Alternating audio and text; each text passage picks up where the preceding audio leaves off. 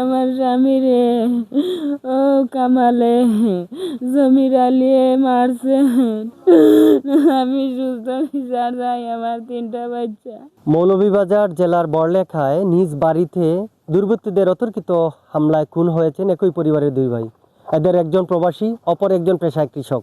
গুরুতর আহত হয়েছেন অপর এক ব্যক্তি। আশঙ্কাজনক অবস্থায় তাকে স্থানীয় হাসপাতালের পর সিলেট এমএজি ওসমানী মেডিকেল হাসপাতালে পাঠানো হয়েছে। সেখানে তিনি চিকিৎসা গ্রহণ করছেন। ঘটনাটি ঘটেছে শনিবার বিকেল 5:30টার দিকে উপজেলার দক্ষিণবাগ উত্তর ইউনিয়নের কেসরিকুল গ্রামে। কেসরিকুল গ্রামের মৃত নিমার আলীর বড় ছেলে কুয়েত প্রবাসী জামাল উদ্দিন ও ছোট ছেলে কৃষক আব্দুল কাইয়ুম। জামাল উদ্দিন গত 6 মাস আগে দেশে আসেন। গুরুতর অপর ব্যক্তি জমির উদ্দিন। নিহতদের পরিবার থেকে আমরা যতদূর জানলাম, পরিবার আতঙ্কের মধ্যে আছে এবং তারা নিরাপত্তাহীনতায় ভুগছে। তাদেরকে নিরাপত্তা দেওয়ার জন্য প্রশাসনের কাছে জোর দাবি জানানো হয়েছে। টানা তৃতীয়বার অর্জন করেছে দেশের সেরা সুপার ব্র্যান্ড স্বীকৃতি বসুন্ধরা টিস্যু। একাধিকবার পরিবারের সদস্যরা আমাদের কাছে এমনই অভিযোগ করেছে, খুনিরা আমাদের এলাকারই, তাদেরকে যেন দ্রুত আইনের আওতায় নিয়ে আসা হয়।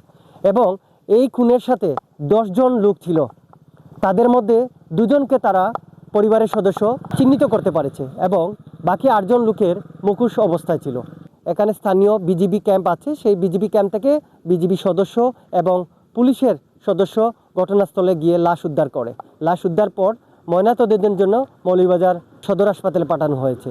নিহতদের পরিবার সূত্রে যতদূর জানা যায়, দীর্ঘদিন ধরে জায়গা সংক্রান্ত বিষয় নিয়ে পরিবারের বিরোধ চলছে। এর আগেও অতীতে তাদের উপরে হামলা চালানো হয়েছে, এ নিয়ে মামলা পর্যন্ত হয়েছে। মামলার রায় নিহতদের পরিবার পেয়েছে।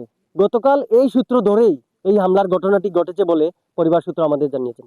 এই বড়লেখা থানার ওসির সাথে কথা বললাম, তিনি আমাদের যতটুকু জানালেন যে ঘটনার পর থেকেই পুলিশ তৎপর আছে, আসামি যেই হোক না কেন তাকে আইনের আওতা নিয়ে আসা হবে।